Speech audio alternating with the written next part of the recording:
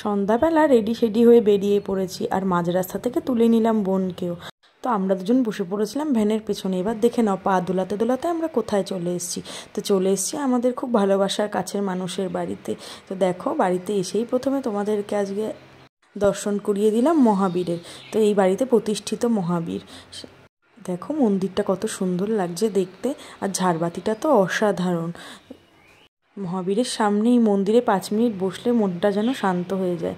তো এরপরে আমরা ঘরে এসে কিছুক্ষণ গল্প করার পর আমাদের জন্য নিয়ে এসেছিলো চিকেন পপকর্ন, আর তারপরে নিয়ে এসেছিলো চিকেন রোল। তো রোলটা খেতে তো খুবই সুন্দর ছিল। তো hello guys, welcome back to my ভিডিওটা পুরোপুরি দেখতে থাকো। তো ওখানে এক ঠাম্মা খুবই অসুস্থ ছিল, তো তাকেই দেখতে আমরা গেছিলাম। তো তারপর এখানে ফেরার পথে চলে আসলাম মেলায়। তো আমাদের এখানে রামকৃষ্ণ সেবা সমিতির মাঠের মেলায় চলে এসেছিলাম। তো এখানে এসেছিল শ্রাবণী মেলা। তো প্রত্যেক বছরই বর্ষাকালে এই সময় মেলাটা হয়। তো দেখো বৃষ্টি হওয়ার কারণে প্রচুর কাদা আর জল জমেছে। আর এখানে তো কাটার জন্য পাই ফেলা যাচ্ছিল না, তার জন্য এখানে কাঠের পাতাতন পেতে দিয়েছিল।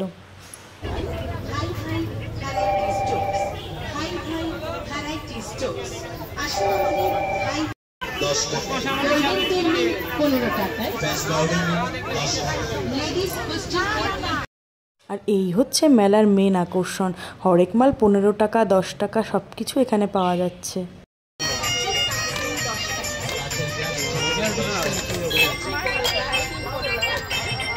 এখানে দেখো কত চুড়ি কানের দুল সবকিছুই কিন্তু রয়েছে।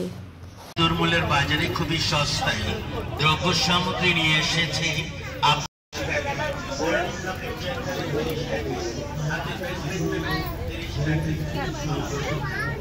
এরপর আমি এখান থেকেই বো ব্যান্ডগুলো দেখছিলাম, খুব সুন্দর লাগছিল। তো এখান থেকে একটা আমি নিয়েও নিলাম।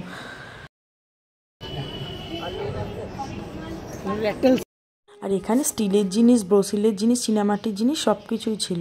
আর লাস্টে আমরা চলে গেছিলাম এই পাঁপড়ের দোকানগুলোতে। তো দেখো এখানে কিন্তু অনেক ধরনের পাঁপড় ছিল, পেঁয়াজের পাঁপড়, টমেটোর পাঁপড়, সাবুর পাঁপড়। তো এখান থেকে আমরা কিছু পাঁপড় নিয়ে লাস্টে নিয়ে নিলাম একটু বাদাম আর জিলেপি।